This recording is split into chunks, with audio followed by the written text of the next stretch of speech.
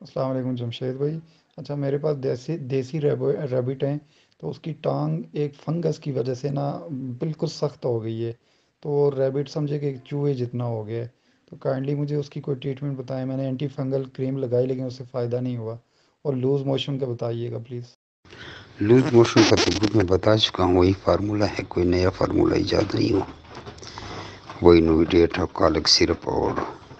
میٹوڈین کی گولی، 1 چمچ کالک سرپ، آدھا ڈکن نویڈیٹ پاؤڈر اور 1 گولی میٹوڈین کی، وہ پرانی والی گولی پیس کے تینوں چیزیں مکس کر لیں، ایک خوراک دے دیں، اس کے بعد سبز زارہ کیلا وغیرہ اس کے سامنے رکھیں تاکہ پیٹ بھر کے خوراک کھائے، 1.5 2 گھنٹے 3 گھنٹے بعد دوسری خوراک دے دیں، موشن ٹھیک ہو جاتا ہے۔ جو فنگس کا علاج ہے یہ بھی بتا چکا ہوں کہ جس کو خرگوش کو فنگس ہو جائے، سب سے پہلے تو فنگس والی جگہ کو تیل سے دھو لیں، بالکل صحیح تر کر لیں، اس کے بعد اس کو 1 cc آئیورمیکٹن انجیکشن لگا لیں، اس کے بعد ہر 5ویں دن آئیورمیکٹن انجیکشن کو جاری رکھیں، 5 6 انجیکشن لگائیں، ریبٹ بالکل ایسے ٹھیک ہو جاتا ہے جیسی بیماری نہیں ہوا۔